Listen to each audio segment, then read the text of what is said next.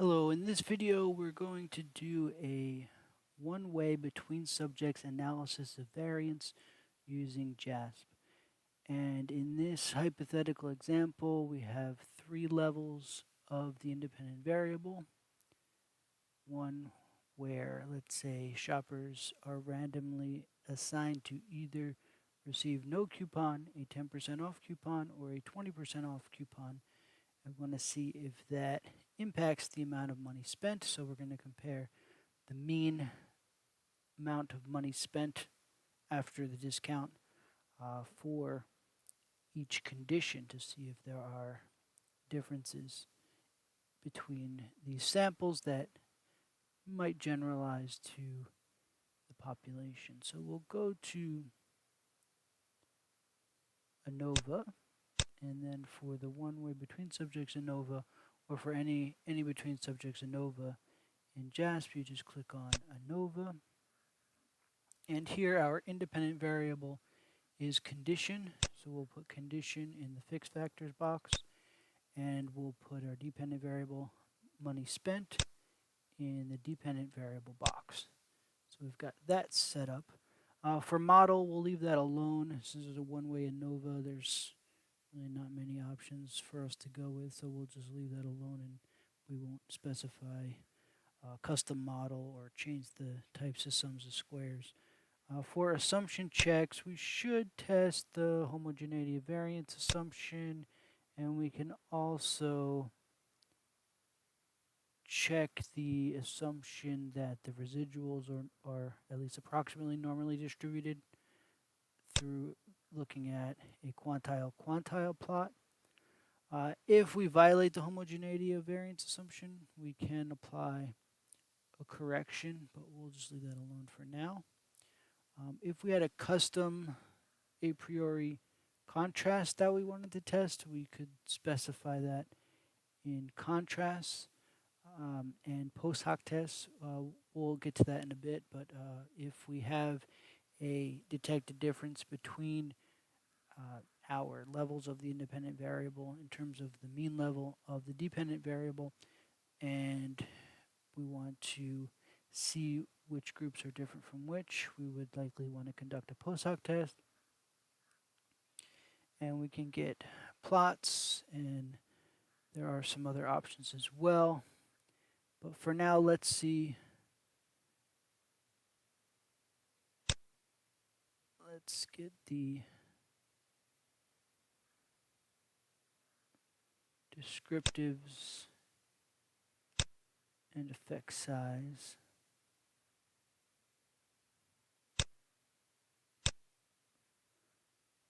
And then we'll go from there. So let's look at our output here.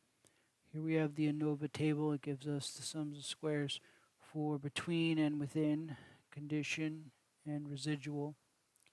And we see that our F ratio is 13.04, which is statistically significant by most alphas that you might use. Here we can see that this -4 means to move the decimal 4 places to the left. So we would have 0.0003 as our p-value, so that's quite low, certainly below the traditional cutoff of 0.05. And we have a rather large eta squared. It's telling us that our independent variable accounts for about 60% of the variance in money spent. So it looks like we do in fact have differences between the mean levels of money spent across conditions. We have an ever so slight violation of the assumption of homogeneity of variance, which I'm actually just going to ignore because it's pretty slight, at least in terms of the p-value. But if we were concerned about it, we could apply a correction. Here we can see that the residuals, if they were normal, they would fall perfectly on this line, but they don't deviate drastically from the line, so we'll just assume that the residuals are normally distributed. And here we have the mean, standard error, and confidence interval for each condition. So we see with no coupon, about $23 is spent. With 10% off, about $31 is spent. And with 20% off, about $40 is spent. And we have the confidence intervals for each of the conditions for money spent. So we want to see where those differences are. So to do that, we're going to, that wants to jump around. We're going to conduct a post hoc test for condition, which is our only independent variable. And we'll leave it alone as a Tukey test.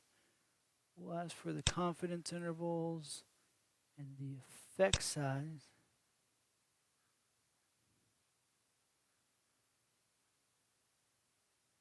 And we also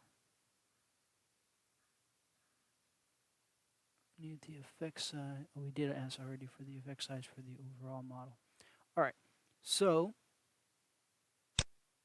let's see where the differences are. So now we have the post hoc test, which will do this will do pairwise comparisons and will correct for type 1 error. So when you make a lot of comparisons, the type 1 error can add up. But here we're not making a ton, but still we want to control for it to some degree. So we're comparing no coupon here to 10% off. And we see that 10% off leads to about $7 more, $7.57 more spent on average. But our p-value, especially with the Tukey test applying the correction, our p-value is 0.08. So we're probably going to conclude here, especially if our alpha is 0.05, we're going to conclude that we don't have enough evidence to claim that there's a difference between the mean for no coupon in terms of money spent and the mean for 10% off in terms of money spent. Even though the effect size is quite large, our sample size is small, so we just don't have enough power to reject for that comparison. Comparing no coupon to 20% off, the difference is substantially larger, and the p-value is quite small, 0.0002. So there we will reject the null hypothesis, and we'll say we have evidence that the 20% coupon led to significantly more money spent than no coupon. This is showing a minus sign here because it's subtracting money spent no coupon from 20% off coupon. So if the number on the left is lower, it'll result in a negative sign, which means the mean for the condition on the right is higher. And then here we're comparing 10% to 20%, and it's got about a $9 difference, and the p-value is ever so slightly, the corrected p-value is ever so slightly below, let's say our alpha, which is, let's say, is 0.05. So we'll reject the null hypothesis for that and say that it looks like 20% off coupon leads to spending more money. So overall, it looks like we didn't find enough evidence for a difference between no coupon and 10% off, but we found pretty strong evidence for a difference between 20% off and no coupon and 20% off and 20%, and 10%, where the 20% off coupon leads to significantly more spending than the other two conditions. All right, so that's how you conduct a one-way between subjects ANOVA in JASP. Of course, there's other options for post hoc tests, so you could choose Bonferroni or some other options in terms of the way you want to correct for type 1 error if you find a statistically significant difference in your overall analysis, which we certainly did here. So I think JASP is nice in that it one thing that it provides that some other programs may not is the Cohen's d-value for the pairwise comparisons, which are nice to have, and often these would make often more sense to report than the eta squared for the overall analysis. Eta squared for the overall analysis tells you the proportion of the variance in the dependent variable that's explained by the independent variable, where the pairwise comparison Cohen's d's tell you the difference between the conditions in terms of the pulled standard deviation. So how many standard deviation units are these conditions apart from each other, which I think is more intuitive than eta squared. So thank you for listening. I hope you enjoyed that as much as I did.